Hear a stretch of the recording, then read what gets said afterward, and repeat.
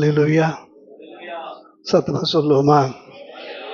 ஆண்டவருடைய நாமம் மகிமைப்படுவதாக. எத்தனை பேர் சந்தோஷமா இருக்கிறீங்க? என்னோடு கூட 1 ராஜாக்கள் 17வது அதிகாரத்தை நாம் எடுத்துக்கொள்ளலாம். 1 ராஜாக்கள் 17வது அதிகாரம். ஆண்டவர் என்னோடு பேசுவார் என்று விசுவாசிக்கிறவர்கள் மட்டும் கரங்களை உயர்த்தி அல்லேலூயா சொல்லுவோமா? இன்றைய நாளிலே கர்த்தர் நம்மோடு பேசுகிற வார்த்தை மெய்யாகவே நம்முடைய வாழ்க்கைக்கு ஒரு பெரும் ஆசீர்வாதமாக இருக்க போகிறது. அல்லேலூயா.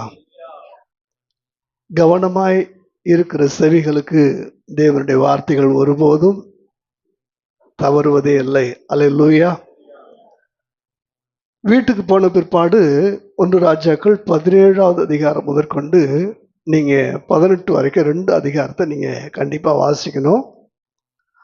முழு அதிகாரத்தையும் நீங்க வாசித்தால் இன்றைக்கு இந்த செய்தி முழுசா உங்களுக்கு வழங்கும். இப்ப இடையிடையே ஒரு வசனத்தை என்ன செய்வேன், வாசிப்பேன். 1வது வசனத்தை வாசிங்க. 17:1. கிலெயாத்தின் குடிகளிலே கிஸ்பியனாகிய எலியா ஆகாபை நோக்கி, என் வாக்கின்படியே அன்றி இந்த வருஷங்களிலே பனியும் மழையும் பெய்யாதிருக்கும் என்று இஸ்ரவேலின் தேவனாகிய கர்த்தருக்கு முன்பாக நிற்கிற நான் அவருடைய ஜீவனை கொண்டு சொல்லுகிறேன் என்றான். பின்பு கர்த்தருடைய வார்த்தை எலியா என்கிற தீர்க்கதரிசி சொல்லுகிறான். தீர்க்கதரிசி என்பவர்கள் தேவன் சொன்னதை சொல்லுகிறவர்கள், தேவனிடத்தில் கேட்டு வாங்கி சொல்லுகிறவர்கள். அல்லேலூயா. படிச்ச உடனே டக்குன்னு ஆஃப் பண்ணுங்க உங்க மைக்க. தேவன் என்ன சொல்லுகிறாரோ அதை அப்படியே தம்முடைய ஜனங்களுக்கு கொண்டு வந்து சொல்லுகிறவர்கள் தான் தீர்க்கதரிசி. ஆனா இந்த இடத்துல எலியா சொல்றான், இது தேவன் சொல்லல. யார் சொல்றா? நான் சொல்றேன். என் வார்த்தையின்படி வானம் என்ன செய்யாதான், பனியும் மழையும் பெய்யாதுன்னு சொல்லி சொல்றான்.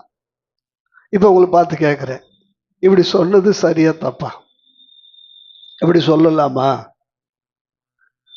ராமலட்சுமி சொல்லக்கூடாதுன்னு சொல்லியாச்சு. அப்ப எலியா தப்பு பண்ணிட்டார். இப்படி சொல்லலாமா சொல்லக்கூடாதா? ஒன்று நல்லா கவனிங்க. இந்த வசனத்துல பாத்தீங்கன்னா கர்த்தருக்கு முன்பாக நிற்கிற அந்த கடைசி பகுதி வாசிப்பார்ல, கர்த்தருக்கு முன்பாக நிற்கிற நான். கர்த்தருக்கு முன்பாக நிற்கிற எலியா இப்பொழுது ஆகாபுக்கு முன்பாக நிற்கிறான், கர்த்தருக்காக நிற்கிறான். அந்த கவனிங்க, கர்த்தருக்கு முன்பாக நிற்கிற ஒரு மனுஷன் உலக சூழல்களை எல்லாவற்றையும் என்ன செய்வான், கவனிப்பான். இப்ப நீங்க இருக்கிறீங்க, ராமன் ஆண்டா என்ன, ராவன் ஆண்டான்னா எனக்கு என்னன்ற ஒரு எண்ணம் இருக்கும். யாரோ ஆள்றாங்க, மாசம் 1000 ரூபாய் கிடைக்குதா, பொங்கலுக்கு 5000 ரூபாய் கிடைக்குதான்ற மாதிரி அப்படி நீங்க போயிடுறீங்க. ஆனா ஆண்டோடைய வார்த்தையை கவனிங்க. இந்த எலியா ஆகாப் ஆண்டா என்ன, ஏசபேல் ஆண்டா என்னன்னு அவன் என்ன செய்யல, கவனக்குறைவா அல்ல, அன்றைய காலகட்டத்தினுடைய அரசியல் சூழலை பார்க்கிறான். தன்னுடைய ஜனங்களுக்கு இருக்கிறதான அந்த ஆன்மீக சூழலையும் அவன் பார்க்கிறான். இப்ப தெளிவா சொல்றேன், அது ஒரு பயங்கரமான நாட்கள். அது ஒரு பயங்கரமான நாட்கள். கர்த்தருடைய தீர்க்கதரிசிகளை தேடி தேடி கண்டுபிடித்து கொலை செய்கிறார்கள். தேடி தேடி கண்டுபிடித்து கொலை செய்கிறார்கள். தீர்க்கதரிசிகள்லாம் இப்பொழுது மாறுவட்டத்தில் இருக்கிறார்கள். ஓடி ஒளிந்து கொள்ள ஒளிப்படங்களை தேடிக்கொண்டிருக்கிறார்கள். ஒருவனும் தான் கர்த்தருடைய தீர்க்கதரிசி என்று சொல்ல துணியாத ஒரு காலகட்டம். இவர்களை கொன்றுவிட்டு இவர்களுக்கு பதிலாக பாகால் தீர்க்கதரிசிகளை கொண்டு வந்து ஏசபேல் இங்கே அப்பாயின்மெண்ட் பண்ணுகிறாள், நியமிக்கிறாள். குறைந்த பட்சமாக அல்ல, அதிகபட்சமாக 400 பாகால் தீர்க்கதரிசி, 450 தோப்பு விக்கிரக தீர்க்கதரிசி, கிட்டத்தட்ட 850 தீர்க்கதரிசிகளுக்கு என்ன செஞ்சிட்டாங்க, அபிஷியலா வந்துட்டாங்க. தேசம் இப்பொழுது ஒட்டுமொத்தமாக பாகால் கோயிலை போல ஆயிடுச்சு. ஒரு தேசமே ஒரு கோயிலை போல மாறிடுச்சு. பச்சையான சகல மரத்துக்கு கீழேயும் விக்கிரக தோப்புகள். தேசம் கர்த்தரை மறந்து விட்டது. கர்த்தர்னா யாருன்னு கேட்கிற அளவுக்கு எல்லாருடைய மனதில் இருந்து கர்த்தர் என்ன செஞ்சிட்டார்? மறக்கப்பட்டு போய்விட்டார். காரணம், அது ஒரு பயங்கரமான காலகட்ட சூழ்நிலை. ஏன் சொல்றேன்னா, ஆகாப் யேசபேல் என்ற சீரிய தேசத்து பெண்ணை திருமணம் செய்து கொண்டு வந்தபோது, அவள் வரும்போது சீதனமாக தன் தேசத்தினுடைய தெய்வங்களை எல்லாம் எங்க கொண்டு வந்துட்டா? இந்த ஊருக்கு கொண்டு வந்துட்டா. கொண்டு வந்த பிற்பாடு ஒரு தெய்வத்தை ஹைலைட் பண்றாங்க. அந்த தெய்வத்துக்கு பேர் என்ன தெரியுமா? பாகால். இந்த நாட்கள்ல சொன்னா மாரியம்மான்னு கேள்விப்பட்டுக்கிறீங்களா? அதுதான், அது பாகால். மாரியம்மான்னு என்ன தெரியுமா? சொல்லுங்க, மாரியம்மான்னு என்ன? யாருக்குமே தெரியலையா? மழையம்மா. சொல்லுங்க, மழையம்மா. மாறின்னா மழை. புரியுதா உங்களுக்கு? உடனே அதை நீங்க கட்ட வார்த்தை மாதிரி நினைச்சு பாஸ்டர் நடந்து ஸ்டேஜ்ல இருந்து இப்படி ஒரு பேரை உச்சரிக்கிறார் நீங்க நினைக்கிறீங்க. இல்ல, மழையம்மா. பாகால் என்பது மழையம்மா. நல்ல கவனிங்க. எல்லா தீர்க்கதரிசிகளும் சொல்றாங்க இஸ்ரேல் ஜனங்களுக்கு, நீங்க பார்க்கிறீர்களே, ஒலிவ தோப்புகள் செழிப்பாக இருக்கிறது, திராட்சை தோட்டங்கள் செழிப்பாக இருக்கிறது, வயல்கள் செழிப்பாக இருக்கிறது. அத்தனை செழிப்புக்கும் காரணம் இந்த பாகால். இந்த பாகால் இல்லாவிட்டால் மழை இல்லை, இந்த பாகால் இல்லாவிட்டால் பனி இல்லை, இந்த பாகால் இல்லாவிட்டால் செழிப்பு இல்லை. பாகாலை உயர்த்தி பிடிக்கிறார்கள். பாகால் தான் இன்றைக்கு நம்முடைய வாழ்க்கையினுடைய செழிப்புக்கு காரணம். பாகால் தான் நம்முடைய வாழ்வாதாரத்துக்கு காரணம். பாகால் இல்லாவிட்டால் நாம் பட்டினி கிடக்க வேண்டும். பாகால் இல்லாவிட்டால் தேசம் வறண்டு போய்விடும். பாகால் இல்லாவிட்டால் செழிப்பை ஒருபோது நீங்கள் பார்க்க முடியாது என்று சொல்லி தேர்தல் பிரச்சாரத்தை போல அந்த காலகட்டங்களிலே பாகாலை குறித்துதான பிரச்சாரம் ஒவ்வொரு தெருக்களிலும் ஒவ்வொரு வீட்டு வாசலிலும் ஒலிக்கப்பட்டது. இப்பொழுது கொஞ்சம் கொஞ்சமா எல்லாரும் பார்க்கறாங்க, ஆமா, மழை பெய்யுது, பருவங்கள் வருகிறது, பனி பெய்கிறது, தேசம் செழிப்பாக இருக்கிறது, திராட்சை தோட்டங்கள் மிக அழகாக திராட்சை கொலைகளை கொடுக்கிறது. இவர்கள் சொல்லுகிறது 100% உண்மை. பாகால் தான் இந்த செழிப்புக்கு காரணம் என்று சொல்லி இஸ்ரவேல் ஜனங்கள் கொஞ்சம் கொஞ்சமாக தங்கள் இதயத்தை பாகாலுக்கு நேராக திருப்பிய ஒரு காலகட்டம். கர்த்தருடைய நாமத்தை சொல்லுகிற எவரும் தேசத்தில் இராதபடி கொன்று அழித்ததான இயேசுவேல் ஒரு பக்கம், தீர்க்கதரிசிகள் என்று ஒருவனும் சொல்லிக்கொள்ள துரியவில்லை. எலியா பார்க்கிறான், மனசுக்குள்ள ஒரு ரத்த கொதிப்பு, மனசுக்குள்ள ரத்த கொதிப்பு.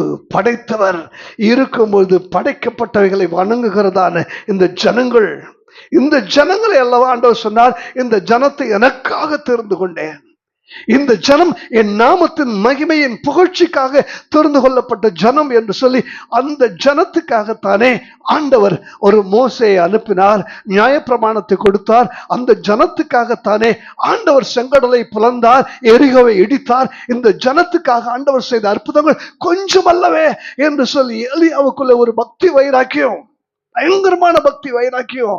இப்ப எலியா கர்த்தர்ட்ட எதுவுமே என்ன செய்யல, கேட்கல. இங்க வந்து நேர ஆகாப பார்த்து சொல்றான், என் வாக்கின்படி. இப்ப யாருக்கு சவால் தெரியுமா?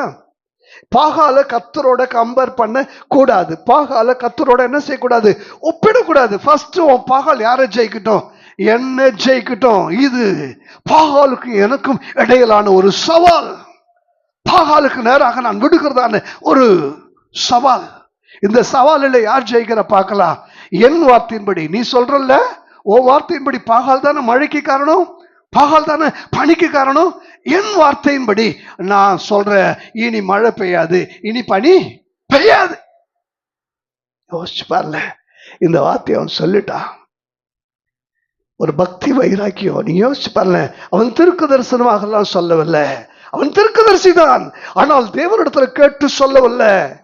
தேவனுக்காக பக்தி வைராக்கியம் பாராட்டுகிறதான நீங்கள் உங்களை சுற்றி கர்த்தருக்கு எதிராக நடக்கிறதான சூழல்களில் நீங்களே உணர்ந்து பேசவில்லைனால் உங்கள் வார்த்தை கர்த்தர் கனம் பண்ணுகிறவராக இருக்கிறார். கரங்களை தட்டி கர்த்தர் மகிமைப்படுத்துவோமா? ஹல்லேலூயா. நீங்க பேசலாம், எப்ப பேசலாம், சுற்றி இருக்கிற சூழலை கவனிச்சு பாருங்க. கர்த்தருக்கு முன்பாக நிற்கிற நீங்கள் கர்த்தருக்காக நீங்கள் நிச்சயமா பேசலாம். அல்லேலூயா. ஆனா அப்படிதானே யோபுக்கு பக்கத்துல 7 பேர் பேசுனாங்க பாஸ்டர். ஆனா அந்த யோபு மட்டும் ஆண்டவர் கடிந்து கொண்டார்னு ஏன் போட்டுக்குன்னு நீங்க கேட்கலாம். பாதிக்கப்பட்ட ஒரு மனுஷன் ஏன் பாதிக்கப்பட்டிருக்கான்னு தெரியாமலேயே இந்த 7 பேர் என்ன செய்யறாங்க, போய் பேசிட்டு இருக்கிறாங்க. யாருக்காக தான் பேசுறாங்க?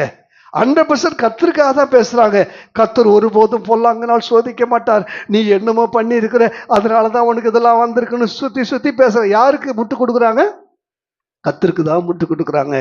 ஆனா இப்படி பேசுகிறத கர்த்தர் ஒருபோதும் விரும்புவதில்லை. தீர்க்கதரிசினா யார் தெரியுமா? தீர்க்கதரிசி ஒரு தேசத்திற்கான வார்த்தைகளை பேசுகிறவன் தீர்க்கதரிசி.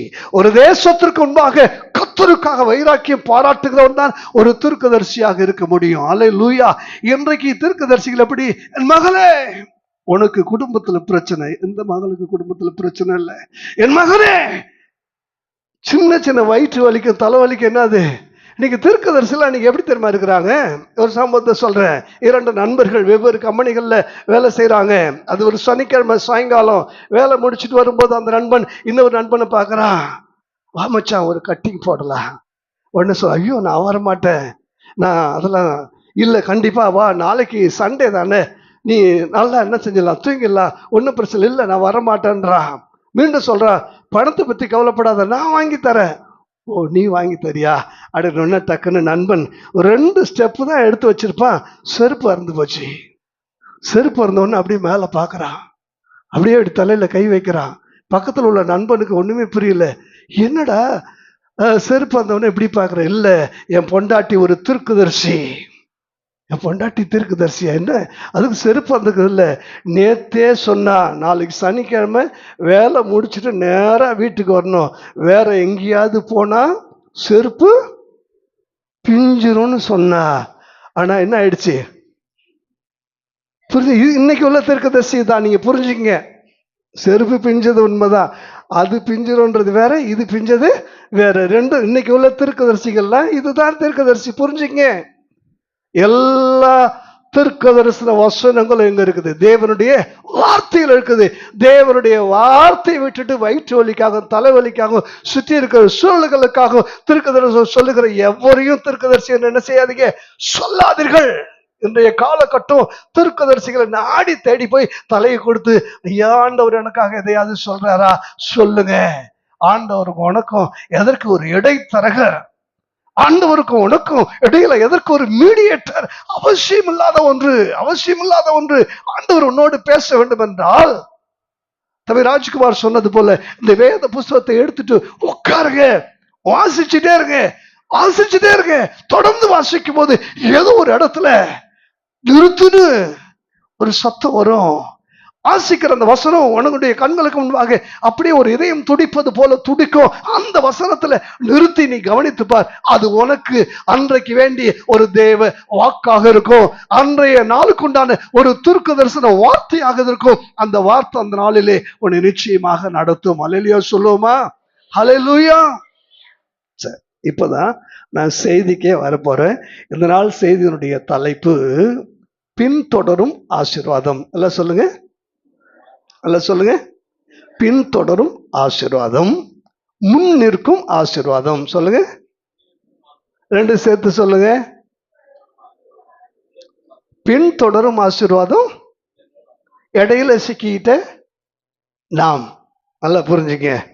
சில சொல்லுவாங்களா, சில கழுதிக்கு சொல்லுவாங்க, முன்னால போனா கடிக்குதுங்க, பின்னால வந்தா உதைக்குதுங்க. இங்க ஆண்டவர் கொடுக்குற ஆசீர்வாதம் உன் பின்னாலையும் வரும், நீ முன்னால போகும்போது உன் முன்னாலேயும் நிற்கும். கரங்களை தட்டி கர்த்தரை மகிமைப்படுத்துவோமா? இந்த வார்த்தைகளை இன்றைக்கு நான் புரிய வைக்கும் போது உண்மையாகவே ஒரு உணர்வு உங்களுக்கு இருக்கும்போது இடையில நீங்க கரங்களை தட்டி ஆண்டவருக்கு மகிமைப்படுத்தும் சொல்ல வேண்டிய அவசியமே இருக்கக்கூடாது. ஆண்டவருடைய ஆசீர்வாதத்தை பற்றி பேசும்போது உணர்வு வந்துச்சுன்னா நீங்களே என்ன செய்யலாம், இடையில அல்லேலூயா சொல்லலாம். அல்லேலூயா. இப்ப கவனிங்க. இப்ப 17வது அதிகாரம் 2வது வசனம். பின்பு கர்த்தருடைய வார்த்தை அவனுக்கு உண்டாயிற்று. சரி, இதுக்கு முன்னாடி அவன் பேசுனது அவனுடைய வார்த்தை, இப்ப பேசுறது யாருடைய வார்த்தை? முன்ன பேசுறது அவனுடைய வார்த்தை, இப்ப பேசுறது கர்த்தருடைய வார்த்தை. இப்ப கர்த்தருடைய வார்த்தை நீங்க கவனிங்க. கர்த்தருக்காக நீங்க வைராக்கியம் பாராட்டி கர்த்தருடைய ஒரு தீர்க்கதரிசியாக நீங்கள் அவருக்காக நீங்க பேச ஆரம்பிக்க. நீங்க எலியா ஏதோ இதெல்லாம் ரொம்ப சாதாரண விஷயங்க நீங்க சொல்றீங்க. இல்ல, எலியா தன்னை ஒரு தீர்க்கதரிசி என்று சொல்லுவதே கடினம். அந்த காலகட்ட சூழ்நிலை. இவன் தீர்க்கதரிசின்னு சொன்னாலே என்ன செஞ்சிருவாங்க? கொன்னுடுவாங்க. இவன் தீர்க்கதரிசின்னு சொன்னது மாத்திரம் அல்ல, என் வார்த்தையின்படி மழையும் பனியும் இப்படி வேற என்ன செஞ்சிட்டான்? சொல்லிட்டான். இப்ப ஆபத்து விலை கொடுத்து வாங்கிட்ட மாதிரி சொந்த செலவுல சூனி எல்லாரும் ஓடி போய் ஒளிஞ்சிருக்கிற சமயத்துல, ஆண்டவரே நான் ஒருவன் மாத்திரம் மீதியா இருக்கிறேன், என்னையும் கொல்ல உன்னையும் கொல்ல வகத்தடுத்து காரணம் யாரு? நீதான். ஆனா ஒண்ணு தெரிஞ்சுங்க, கர்த்தருக்காக நீங்க வைராக்கியம் பாராட்டிங்கன்னா உங்களை காப்பதற்காக தேவன் பாராட்டுகிற வைராக்கியம் ரொம்ப பெருசு. அல்லேலூயா. கர்த்தருக்காக நீங்க வைராக்கியம் பாராட்டி எழும்பி நிற்கும் போது இந்த சூழலை உங்களுக்கு புரிய வைக்கிற மாதிரி நான் சொல்றேன். அது ஒரு முதல் ராஜாவின் காலம். அந்த ராஜாவின் பெயர் சவுல். அவருடைய நாட்கள்ல பெலிஸ்தர்கள் தேசத்தை முற்றுகையிட்டு விட்டார்கள். ஆஜானுபாகுவான ஒரு ராட்சசன், அவன் பெயர் கோலியாத், தினந்தோறும் கூக்கலிடுகிறான். கோலியாத்தை பார்க்க பயந்து தேசத்தினுடைய குடிகள் மட்டுமல்ல, ராணுவ வீரர்களும் ராஜாவும் சேர்ந்து கெபிக்குள்ளே ஒளித்து கொண்டதான அந்த காலகட்டத்தில் ஒரே ஒரு சிறுவன் தனி ஒருவனாக களத்தில் இருக்கிறான். இந்த பெலிஸ்தனை கொன்று இஸ்ரவேலுக்கு ஏற்பட்ட நிந்தையை நீக்குகிறவனுக்கு என்ன செய்யப்படும்? இது சாதாரணமான வார்த்தை இல்லை. அல்லேலூயா. சின்ன பையன் கேட்கிறான். எல்லாரும் ஒளிந்து கொண்டிருக்கும். அதை போல ஒரு சூழல் தான் எல்லாரும் ஒளிந்து கொண்டிருக்கிற காலகட்டத்திலே எலியா இங்கே நின்று என் வாக்கின்படி மழை பனி பெய்யாது என்று சொல்லுகிறார். புரியுதா உங்களுக்கு சூழல்? இப்ப ரெண்டாவது தான் கர்த்தருடைய வார்த்தை வருது. வாசிங்க அடுத்தது. கர்த்தருடைய வார்த்தை உண்டாயிற்று, நீ இவ்விடத்தை விட்டு கீழ் திசையை நோக்கி போய் யோர்தானுக்கு நேராய் இருக்கிற கேரித் ஆற்றண்டையில் ஒளிந்து கொண்டிரு. அந்த ஆற்றின் தண்ணீரை குடிப்பாய், அங்கே உன்னை போஷிக்க காகங்களுக்கு கட்டளையிடுவேன் என்றார். இவர் நல்ல கவனிங்க. இப்ப எலியாவை அண்ட சொல்றாரு, ரொம்ப ஆபத்தான சூழ்நிலையில நீ நிக்கிற, இமிடியேட்டா நீ என்ன செய், நான் சொல்ற ஒரு ஒளிப்படத்துக்கு போ. நீங்க 27வது சங்கீதம் 5வது வசனத்தை வாசிங்க. 27:5. தீங்கு நாளில் அவர் என்னை தம்முடைய கூடாரத்தில் மறைத்து என்னை தமது கூடார மறைவிலே ஒளித்து வைத்து என்னை கண்மலையின் மேல் உயர்த்துவார். தீங்கு நாளில் தம்முடைய கூடார மறைவில் மறைத்து அந்த வார்த்தை கவனிங்க. அடுத்தது தமது கூடார மறைவிலே ஒளித்து அந்த வார்த்தை கவனிங்க. இப்ப எலியா ஆண்டவருக்கு தேவை.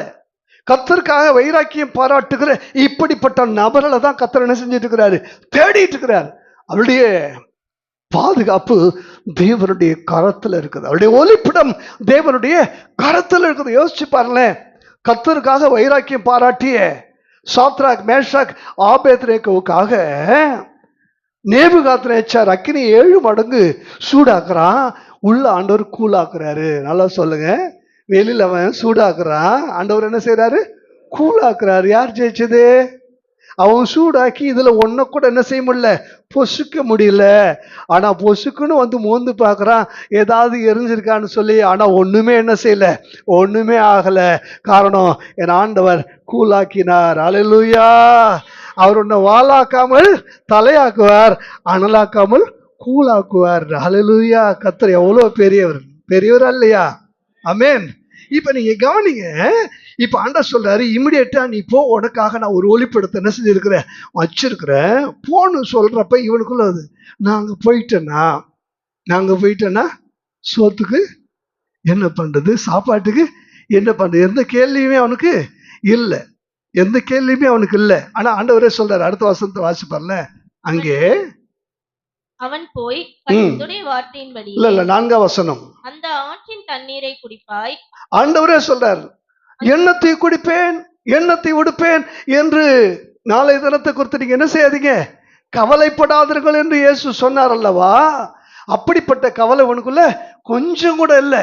எதை பற்றியும் கவலைப்படாம, பின் விளைவுகளை பற்றி கொஞ்சம் கூட யோசிக்காம ஆகாபுக்கு முன்பாக தைரியமா பேசினா.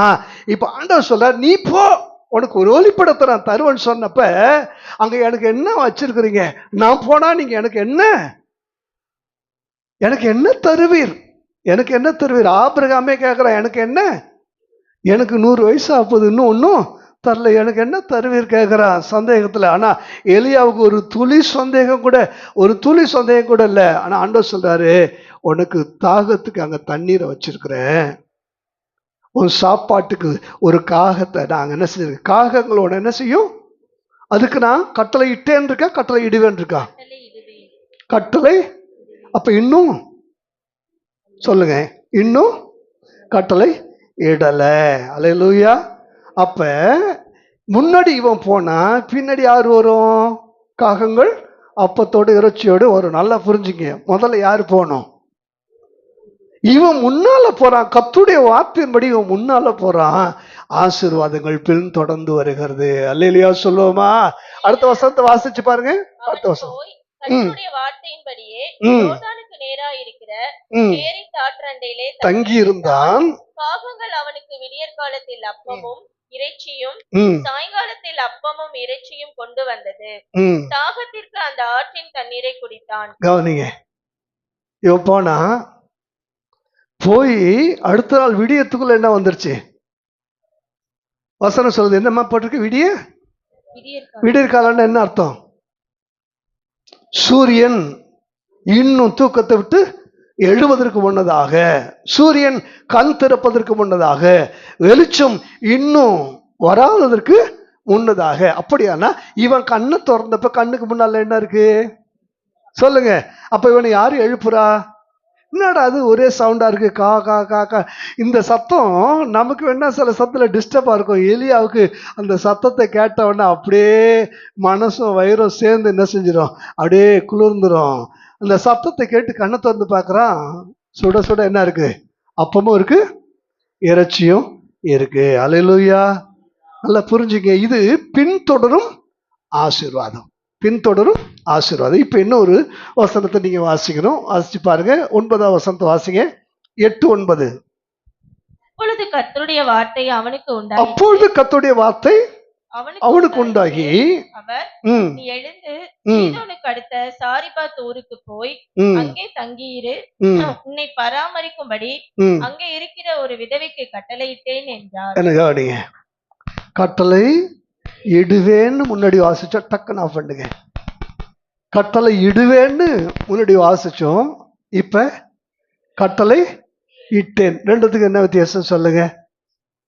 இப்ப ஆல்ரெடி உனக்கு ரெடி பண்ணி வச்சுட்டேன்பா, ஆல்ரெடி ரெடி பண்ணி அந்த பானைக்குள்ள இருக்கிற கொஞ்சம் மாவு, அந்த கலசத்துல இருக்கிற கொஞ்சம் எண்ணெய், அதுக்குள்ளதான் உனக்கு வேண்டிய ஆசீர்வாதத்தை ஒளிச்சு வச்சிருக்கிற. அது அந்த அம்மா கண்ணுக்கே தெரியாது. உனக்கான ஆசீர்வாதத்தை அதற்குள்ளே நான் ஒளித்து வைத்திருக்கிறேன். கரங்களை தட்டி கர்த்தரை மகிமைப்படுத்துவோமா? அல்லேலூயா. ஒரு பக்கம் இவன் முன்னே போகும்போது பின்னே ஆசீர்வாதம் தொடர்ந்து வருகிறது. ஒரு பக்கம் இவன் முன்னே போகும்போது இவனுக்கு முன்னே ஆசீர்வாதங்கள் ஆயத்தமாக்கப்பட்டு வைக்கப்பட்டிருக்குது. ஏனாண்டவர் எனக்காக கட்டளை இடுவார், கட்டளை இட்டார். ரெண்டுத்தையும் நீங்க புரிஞ்சுக்கணும். அல்லேலூயா. என்னை தொடர்ந்து வரும்படி நன்மையும் கிருபைகளையும் ஆசை கொடுத்து அனுப்புகிற ஆண்டவர், நான் முன்னே போகும்போது எனக்காக வேண்டிய ஆயத்தங்களை செய்து வைக்கிற ஆண்டவர். கரங்களை தட்டி கர்த்தரை மகிமைப்படுத்துவோமா? அல்லேலூயா. இப்ப கவனிங்க, ஏற்கனவே சொன்னேன், கர்த்தருடைய வார்த்தை, இவன் கர்த்தருடைய வார்த்தை வருவதற்கு முன்னதாக கர்த்தருக்காக பேசியவன். அப்புறம் தான் கர்த்தருடைய வார்த்தை வருது. கர்த்தருடைய வார்த்தையின்படி எங்க போகிறான்? ஃபர்ஸ்ட் ஸ்டெப் கெரித் ஆற்றண்டைக்கு போகிறான். இப்ப கேரித் ஆற்றண்டையில இருந்து ரெண்டாவது கர்த்தருடைய வார்த்தை வருது. எங்க போ? சீதோனுக்கு அடுத்து சாரிபாத்துக்கு போ. அங்கே ஒரு விதவையனுடைய வீட்டுல தான் உனக்கு வேண்டிய ஆசீர்வாதத்தை என்ன செஞ்சிருக்கேன், வச்சிருக்கிறேன். எவ்வளவு நாள் இங்க தங்கியிருந்தான்னு உங்களுக்கு தெரியுமா? உங்களுக்கு கரெக்டா இந்த நேரத்தில் ஆண்டவர் சொல்லும் போது என்ன நடந்துச்சு தெரியுமா? நீங்க 18ஆவது அதிகாரம் 5ஆம் வசனத்தை வாசிச்சு பாருங்க. 18:5. ஆகாப் ஒபதியாவை பார்த்து தேசத்தில் இருக்கிற எல்லா நீரூற்றுகளிடத்துக்கும் எல்லா ஆறுகளிடத்திலும் போ, நாம் சகல மிருக ஜீவன்களையும் சாக கூடாமல் குதிரைகளையும் கோவேறு கழுதைகளையும் ஆவது உயிரோட காப்பாற்றும்படிக்கு நமக்கு புல் அகப்படுமா என்று பார் என்றான். அப்படியே தேசத்தை சுற்றி பார்க்கும்படி அதை பகுத்து கொண்டு ஆகாப் ஒரு வழியாயும் ஒபதியா வேறு வழியாயும் போனார்கள். கவனி என்ன, ஆகாப்னா தனி ஒரு மனுஷனா போறான், ஒபதியானா தனியா போறான்லாம் நினைச்சுக்காதீங்க. ஒரு பெரும் படையோட போறாங்க. படைன்னா ஆயுதங்களோட இல்ல, கையில தண்ணிய மொண்டுட்டு வரத்துக்கு குடங்கள் இருக்கும் பார்த்தீங்களா, குடம், கையில அருவாள். இந்த புல்லு கிடைக்குமான்னு, புல் அகப்படுமான்னு போய்ப்பார். இப்ப ஒரு குறிப்பிட்ட ஸ்டேஷன்ல பார்த்தாங்க, வேற சுத்தமா தேசத்துல தண்ணி இல்லை. இப்ப ஆகாப் சொல்றாரு, ஒரு ஆறுகளை விடாத, ஒரு நீரூற்றுகளை விடாது, எங்கெல்லாம் ஆறுகள் நீரூற்றுகள் இருக்குதோ எல்லாத்தையும் என்ன செய், போய் பாரு. அங்க நமக்கு புல் கிடைக்குதா, புல்லு கிடைக்குதா, இல்ல தண்ணி கிடைக்குதான்னு சொல்லி போய் பாருன்னு சொல்லி அவர் என்ன செய்யறாரு, போய் பார்க்க சொல்லி வர்றாரு. இப்ப கவனிச்சு பாருங்க. இப்ப நீங்க 1 சாமுவேல் 23வது அதிகாரம் 26வது வசனத்தை வாசிச்சு பாருங்க. 1 சாமுவேல் 23:26.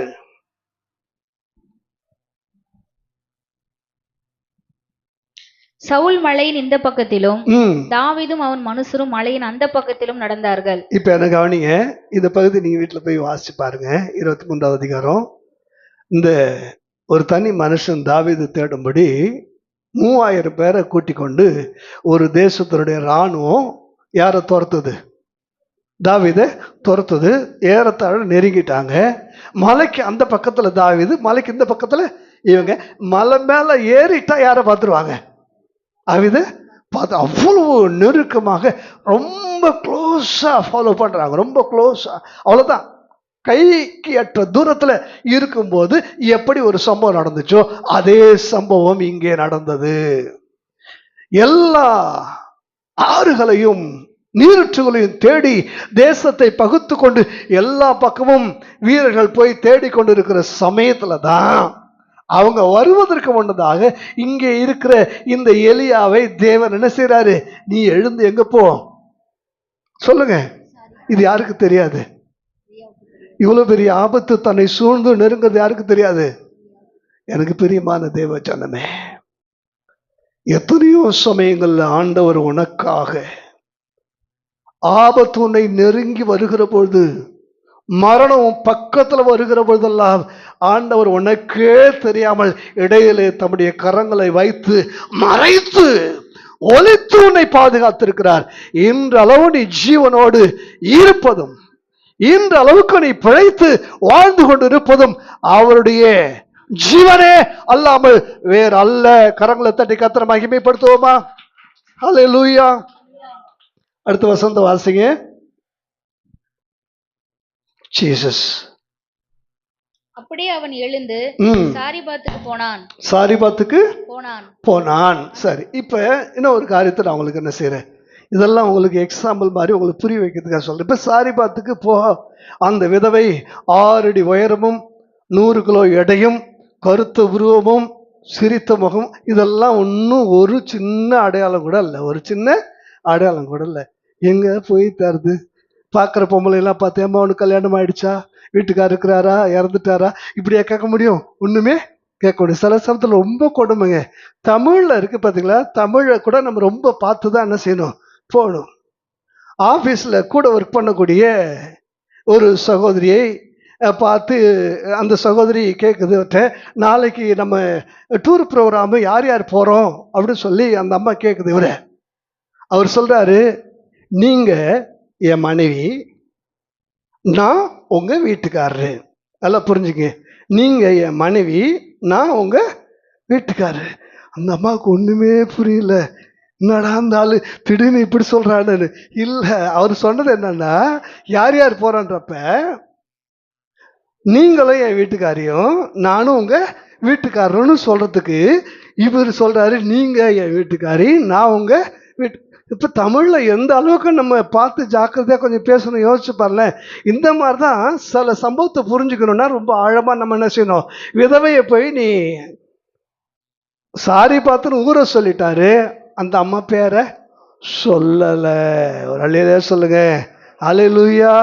பல சமயத்தில் ஆண்டோடைய பிள்ளைகளே, எல்லாவற்றையும் தேவன் நடத்தும் பொழுது உங்களுக்கு காண்பிப்பார். எவர்கள் தேவனுடைய ஆவியினாலே நடத்தப்படுகிறார்களோ அவர்கள் தேவனுடைய புத்திரராக இருக்கிறார்கள். அல்லேலூயா.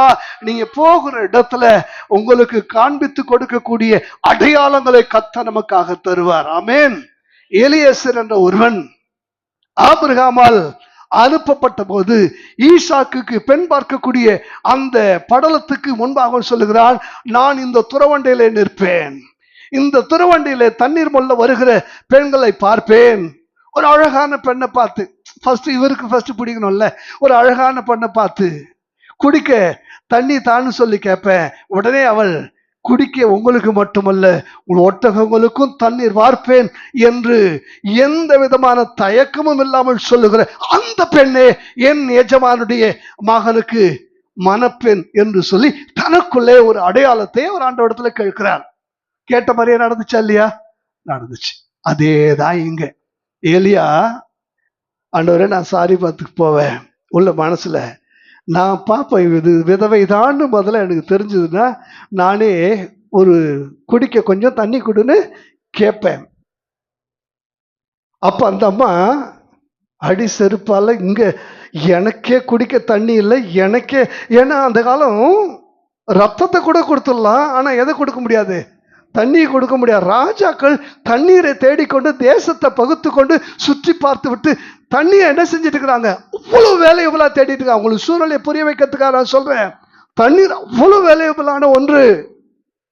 யாரும் தண்ணி என்ன செய்ய மாட்டாங்க, ஆமா கொடுக்க மாட்டாங்க, கேட்கவும் மாட்டாங்க, கேட்டா கொடுக்க மாட்டாங்கன்னு நல்லா தெரியும். அப்ப எலியா தனக்குள்ள நான் கேட்பேன், இந்த சூழ்நிலையிலையும் தயக்கம் இல்லாமல் தண்ணீரை எடுப்பதற்காக கொண்டு வருவதற்காக சொல்லுகிற அந்த பெண்ணே எனக்காக நீ நியமித்திருக்கிறதான அந்த பெண் என்று சொல்லி தனக்குள்ளே அவன் தீர்மானித்துக் கொண்டான். இப்போ ஆசைங்க அடுத்து உங்களுக்கு புரியும். அங்கே ஒரு விதவை விறகு பொறுக்கிக் கொண்டிருந்தாள். அவன் அவளை பார்த்து கூப்பிட்டு இப்ப என்ன கவனிங்களேன், அந்த அம்மா விறகு இருக்குது, இவர் எங்க வந்திருக்கலாம், பக்கத்துல வந்திருக்கலாம்ல, ஏமா இங்க வா அப்படின்னா அதுவே ஏற்கனவே 1008 பிரச்சனை இல்லை இருக்குது. அதை பார்த்து இவர் என்ன செய்யறாரு, இவர் பெரிய ஜமீன் பரம்பரை, இவர் வந்து அப்படியே தூரத்துல நின்று என்ன செய்யறாரு, கூப்பிடுறாரு. கூப்பிட்ட உடனே அந்த அம்மா என்ன செய்யுது வாசிங்க. நான் குடிக்கிறதுக்கு கொஞ்சம் தண்ணீர் ஒரு பாத்திரத்தில் எனக்கு கொண்டு வா என்றான். நான் குடிக்கிறதுக்கு ஒரு தண்ணி எங்க இருக்கு, நான் வரேன்னு சொல்லி பின்னாடியே வந்து வாங்கி குடிக்கணுமா இல்லையா? இவர் உக்காந்துட்டார், நான் குடிக்கிறதுக்கு, ஆமா அங்க ஒரு கல்லுல திண்ணுல உட்காந்துட்டு இவர் சொல்றாரு, கட்டளை எடுக்கிறார், நான் குடிக்கிறதுக்கு ஒரு பாத்திரத்துல எனக்கு என்ன செய், தண்ணி கொண்டு வா அப்படின்னு சொல்றாரு. இந்த அம்மா என்ன செய்யறாங்க வாசிங்க. கொண்டு வர அவள் போகிற போது அவன் அவளை நோக்கி கூப்பிட்டு திரும்ப கூப்பிடுறான், கொஞ்சம் அப்பமும் உன் கையிலே எனக்கு, அப்படியே வரும்போது கொஞ்சம் அப்பமும் உன் கையிலே எனக்கு கொண்டு வா. எப்படி இருக்கும் நினைச்சு பாருல. ஏன் இதை கேட்டான்னா நல்லா தெரிஞ்சு போச்சு, இந்த அம்மா தான் கர்த்தர் எனக்காக ஆயத்தம் பண்ணி வச்சிருக்க. கர்த்தர் நமக்காக ஆயத்தம் பண்ணி வச்சிருக்கிறத அடையாளம் காண்பிக்கும்படியாக கர்த்தர் இப்படிப்பட்ட சம்பவங்கள் என்ன செய்யறாங்க. உடனே அந்த அம்மா தான் குடும்ப கதையெல்லாம் என்ன செய்யறாங்க சொல்ல வாசிச்சு பாருங்க. அதற்கு அவள் பானையில் ஒரு பிடி மாவும் கலயத்தில் கொஞ்சம் எண்ணெயுமே அல்லாமல் என்னிடத்தில் ஒரு அடையும் இல்லை என்று தேவனாகிய கர்த்தருடைய ஜீவனை கொண்டு சொல்லுகிறேன், இதோ நானும் என் குமாரனும் சாப்பிட்டு செத்து போக அதை எனக்கும் அவனுக்கும் ஆயத்தப்படுத்துகிறதுக்கு 2 விறகு பொறுக்குகிறேன் என்றார். குமாரன்னா என்ன வயசு இருக்கும் நினைக்கிறீங்க? குமாரன்னா என்ன வயசு இருக்கும்? ஒரு 15 வயசு இருக்கும். அந்த அம்மா மட்டும் விறகு பொறுக்குவது. இந்த பையன் என்ன பண்ணிட்டு இருந்தான் சொல்லுங்க? சாப்பிட்டுட்டு சாக போற ஆளு. இந்த அம்மா மட்டும் விறகு பொறுக்குது, அந்த பையன் கூட வந்து பொறுக்கலாமா இல்லையா? சொல்லுங்க. என்னைக்காவது அவன் ஏன் பொறுக்க வரலன்னு சொல்லி நீங்க கேட்கலாம்ல, கேட்டிருக்கீங்களா? என்னைக்காவது வாசிக்கும்போது அப்படி ஒரு எண்ணம் உங்களுக்கு வந்திருக்கா? வரல. அவன் வியாதி படுக்கையில இருக்கிற ஒரு பையன். வரலாற்றிலே அவன் ஒரு வியாதி படுக்கையில மரணத்துக்கு போராடி கொண்டிருக்கிறான். அந்த பையனையும் காப்பாற்ற முடியல. அந்த பையன் போன பிற்பாடு நான் எதுக்கு உயிரோடு இருக்கணும், நானும் பையனோட சேர்ந்து செத்து போகிறேன் என்று சொல்லி ஒரு தற்கொலை முயற்சி கூட திருப்திகரமான முயற்சியாக இருக்கட்டுமே, ஏன் பட்டி கடந்து சாவு? சாப்பிட்டுட்டு சொல்ல அழகான ஒரு முடிவு பாருங்க, ஒரு தற்கொலை முயற்சி தான், ஆனா அது கூட எப்படி இருக்கட்டும், கம்பீரமா இருக்கட்டும்னு சொல்லி நம்ம என்ன செய்யறாங்க, போய் விறகு, எத்தனை விறகு, 2 விறகு போதும், ஏன்னா இருக்குது கொஞ்சம் மாவு கொஞ்சம் எண்ணெய். தன் குடும்ப கதையை சொல்லிட்டால. சொன்ன பிற்பாடு அடுத்து வாசிங்க. அப்பொழுது எலியா அவளை பார்த்து பயப்படாதே, உன் வார்த்தையின்படி நீ போய் உன் வார்த்தையின்படியே ஆயத்தப்படுத்து. ஆனாலும் முதல் அதிலே எனக்கு ஒரு சிறிய அடையை, ஆனாலும் ஃபர்ஸ்ட் அதுல எனக்கு ஒரு சின்ன அடையை என்னிடத்தில் கொண்டு வா. பின்பு உனக்கும் உன் குமாரனுக்கும் பண்ணலாம். கொஞ்சம் யோசிச்சு பாருல, இது எப்படி இருக்கும்? கர்த்தருடைய பிள்ளைகளே, அந்த ஏழை விதவை கடைசியாக இருக்கக்கூடிய கொஞ்சம் மாவு கொஞ்சம் எண்ணெய் தனக்கே போதுமானதாக இல்லாத ஒரு நிலையில கர்த்தருடைய ஊழியக்காரன், தேவனுடைய மனுஷன், தேவனுடைய தீர்க்கதரிசி இப்ப அவன் சொல்றான், ஃபர்ஸ்ட் யாருக்கு கொண்டு வா, எனக்கு கொண்டு வா. ஒன்று மாத்திரம் சொல்லணே, உங்க குடும்ப சூழல், உங்கள் குடும்ப தேவைகள், உங்களுக்கு இருக்கக்கூடிய ஆசீர்வாதத்தினுடைய காரியங்கள் உங்களுக்கே பற்றாக்குறையாக, உங்கள் தேவைகளையே பூர்த்தி செய்ய முடியாத ஒரு கடன் வாங்கக்கூடிய ஒரு சூழல்ல நீங்க இருக்கும்போது, தேவனுடைய ராஜ்யம், தேவனுடைய மனுஷன், கர்த்தருடைய ஊழியம் என்று சொல்லி வரும்போது, அந்த காரியத்திற்கு நீங்கள் தயங்காமல் எதையாகிலும் ஆண்டவர் உங்களுக்கு சொல்லுகிறத நீங்க செய்யும்போது, முதலாவது எனக்கு அதுல ஒரு அடைய கொண்டு வா, அப்புறம் உனக்கு சில அடுத்த வசனத்தை வாசிச்சு பாருங்க. கர்த்தர் தேசத்தின் மேல் மழையை கட்டளையிடும் நாள் மட்டும், கர்த்தர் தேசத்தின் மேல் மழையை கட்டளையிடும் நாள் மட்டும் பானையின் மா செலவழிந்து போவதும் இல்லை, கலசத்தின் எண்ணெய் குறைந்து போவதும் இல்லை என்று இஸ்ரவேலின் தேவனாகிய கர்த்தர் சொல்லுகிறார். இப்ப கவனிங்க, அந்த அம்மா அந்த வார்த்தையை கேட்டு அப்படி திரும்ப சொல்றா, பானையிலமா குறைஞ்சு போகாது, கலசத்துல என்ன. ஆமா, இப்ப இந்த அம்மா ஃபர்ஸ்ட் வந்து செஞ்சு என்ன செஞ்சுட்டாங்க, இருந்த மாவுல செஞ்சு இவருக்கு அடைய என்ன செஞ்சுட்டாங்க, கொண்டு வந்துட்டாங்க. போய் பார்த்தா இருந்த மாவு அப்படியே இருக்கு. அப்ப செஞ்ச மாவு எங்க இருந்து வந்துச்சு? இப்ப தினம் அதை எடுக்க இவளுடைய மாவும் இவளுடைய எண்ணெயும் அப்படியேதான் இருக்கு. அப்போ வந்த மாவு யாருடைய மாவு, வந்த எண்ணெய் யாருடைய எண்ணெய்? கர்த்தருக்காக கர்த்தருடைய வார்த்தையின்படி நீங்க செய்ய ஆரம்பிக்கும் போது உங்களுக்கு முன்னேயும் ஆசீர்வாதம், உங்களுக்கு பின்னையும் ஆசீர்வாதம். வறண்ட காலத்துல, தரித்திரமான சூழ்நிலைகள்ல நீங்கள் எடுக்க குறையாத அளவு ஆசீர்வாதத்தை கர்த்தர் உங்களுக்கு கொடுத்து கொண்டே இருப்பார். கரங்களை தட்டி கர்த்தரை மகிமைப்படுத்துவோமா? அந்த பகுதி நீங்க வாசிச்சு பாருங்க. அடுத்த வசனத்தை வாசிச்சு பாருங்க. அவள் போய் எலியாவின் சொற்படி செய்தால் அவளும் இவனும் அவள் வீட்டாரும் அநேக நாள் சாப்பிட்டார். இப்ப எங்க வீட்டார் இருக்கிறாங்க? ஃபர்ஸ்ட் இந்த அம்மா சொன்னது யாருதான் சொல்லுச்சு? நானும் என் பையன் தான், அவளும் இவனும் என் வீட்டாரும். இப்ப இந்த செய்தியை கேட்ட உடனே என்னடா அது, இந்த அம்மா ரொம்ப சந்தோஷமா இருக்கிறாங்க. இப்ப பையனும் நைட்டா, எலியா வந்த உடனே பையனும் சுகமாயிட்டா, பையனை எழுந்துச்சு நடக்க ஆரம்பிச்சுட்டா, எல்லாம் சூழ்நிலை ஆசீர்வாதமா இருக்கு. இப்ப பஞ்ச காலத்துல எல்லாம் யார்கிட்ட வராங்க? பஞ்ச காலத்துல இந்த அம்மாட்ட வராங்க. வந்த ஒருவரையும் இல்லைன்னு சொல்லி அனுப்பல. ஏன்னா எடுக்க வருது. யாருக்கு இது? ஒண்ணு கொடுத்தா ஒண்ணு பெரிய நஷ்டம் இல்லையே. எங்கிருந்து வருது? பரத்துல இருந்து வருகிறது. அப்ப பானையில இருந்து எடுத்து கொடுக்கறதுனால ஒரு பாதிப்பும் இல்லை. அதனால வருகிற எல்லாருக்கும் பின்னாட்கள் அக்ஷய பாத்திரம்னு சொல்லி இதை வச்சுதான் கண்டுபிடிச்சிருப்பாங்களோன்னு எனக்கு அப்புறம் தான் நான் என்ன செஞ்சேன், யோசிச்சேன். இந்த பாத்திரம் அந்த பஞ்சகாலம் முழுவதும் அந்த கோத்திரத்துக்கே போதுமானதாக இருந்து. கரங்களை தட்டி கர்த்தரை மகிமைப்படுத்துவோமா? ஹல்லேலூயா, ஹல்லேலூயா. இது கவனிங்க, கர்த்தருடைய வார்த்தை அவனுக்கு உண்டாகி கேரித்தாற்றண்டைக்கு போனான்.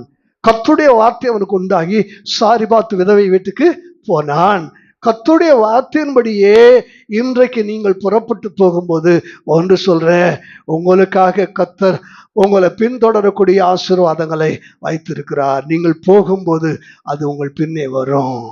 கர்த்தருடைய வார்த்தையின்படியே நீங்கள் போகும்போது உங்களுக்கு முன்னே நீங்கள் போகிற இடத்திலேயும் உங்களுக்கு வேண்டிய ஒரு ஆசீர்வாதத்தை ஆண்டவர் ஆயத்தமாக வைத்திருக்கிறார். எழும்புவோமா தேவ சமூகத்துல?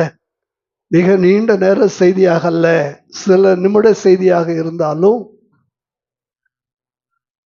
பின்தொடருகிற ஆசீர்வாதத்தை பெற்றுக்கொள்ளுகிற பாக்கியவான்களாக, பாக்கியவதிகளாக கர்த்தர் உங்களை மாற்றுவாராக. முன் நிற்கக்கூடிய ஆசீர்வாதத்தை பெற்றுக்கொள்ளுகிற பாக்கியவான்களாக, பாக்கியவதிகளாக கர்த்தர் நம்மை மாற்றுவாராக. ஆண்டவருடைய வார்த்தைகளை உணர்ந்தவளாக, தேங்க்யூ ஜீசஸ், ஆண்டவருடைய வார்த்தைகளை உணர்ந்தவளாக தேவ சமூகத்துல நன்றி சொல்லுவோமா?